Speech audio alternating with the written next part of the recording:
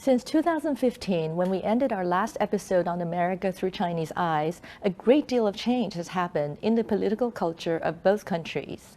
China and the U.S. have since redefined their diplomatic relationship, which has led to a new Chinese perspective on America. In a nutshell, the relationship has evolved to a more somber and mutually suspicious stance.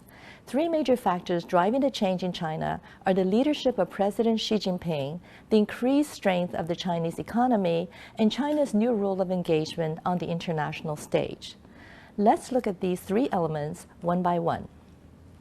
At times called the chairman of everything, Xi quickly assumed three of the most powerful offices in China: the presidency, the General Secretary of the Chinese Communist Party, and the chairmanship of the Central Military Commission, as soon as he came to power.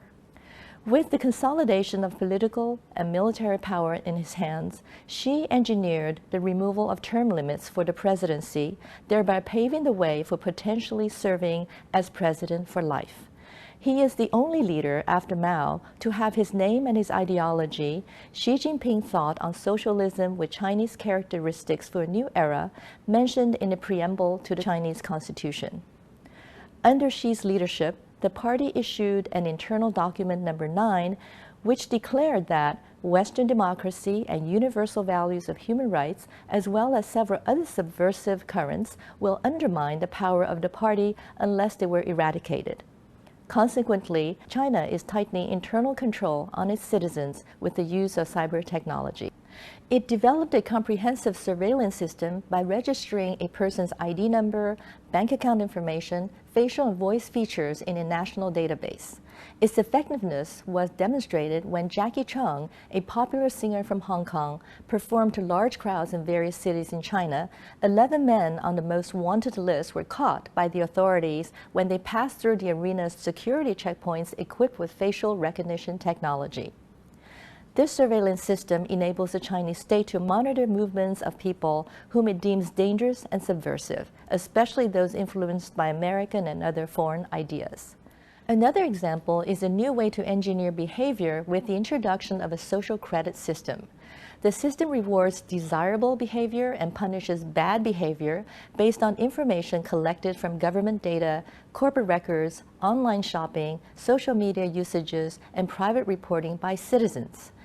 Needless to say, targeting social behavior is another way to root out the perceived corrupting influence of foreign, mostly Western and American ideas. Finally, China is imposing cyber sovereignty within its borders by building a virtual firewall, thereby controlling information access and limiting the inflow of foreign ideas and culture. Therefore, in the past 4 years, the Chinese state is increasingly portraying the West, especially America, as a political adversary with dangerously subversive ideals. These ideals include constitutionalism, civil society, universal values, and the promotion of the West's view of media. But as we shall see, this is not necessarily the view of the Chinese people. In 2018, China displaced Japan as the world's second largest economy and is now considered a middle-class society. It is the world's biggest market for passenger cars, smartphones, luxury goods, and beer.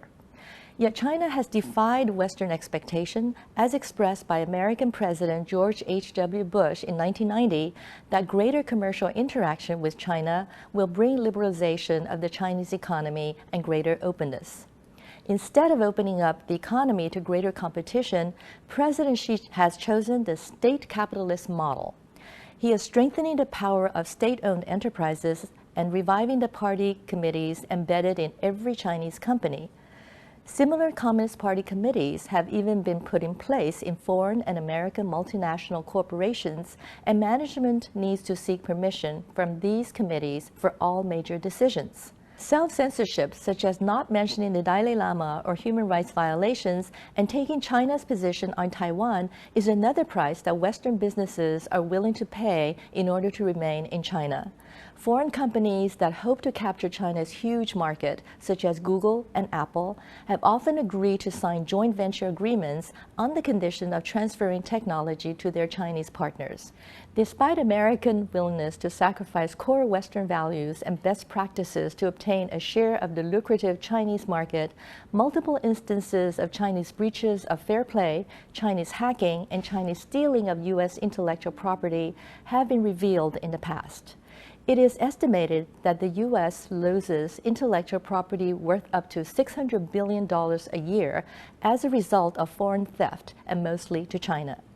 China, defending its record, claims that it is itself a victim of cyber attacks coming from the U.S. It complains of U.S. dominance in the cyber world, from technological standards to basic facilities. The China-U.S. relationship has taken a negative direction under President Trump. In July 2018, Trump imposed tariffs on $250 billion worth of Chinese imports, and in retaliation, China increased tariffs on about half as much of American goods. Both sides are unwilling to back down, and yet both countries suffer the negative consequences of such actions. American farmers, especially the soybean growers, have been hurt by the increased tariffs. Trade talks have begun in March 2019 between high-level officials of both countries. China has become more suspicious of U.S. intentions, and its growing strength has made it less willing to compromise. On the global stage, China's strategy is not so much to replace the U.S. as the world's hegemonic power, but to displace the U.S. where Chinese national interests are paramount. Therefore, Beijing considers U.S. alliances and military presence in the Pacific region as direct threats to China's interests in Taiwan, on the Korean Peninsula, and in the East and South China Seas. Militarily, China's People's Liberation Army is modernizing rapidly. Military bases have been installed on disputed islands, and China has just secured its first overseas military base in Djibouti. This is an indication of China's plan to eventually usurp the American military dominance in the Indo-Pacific region.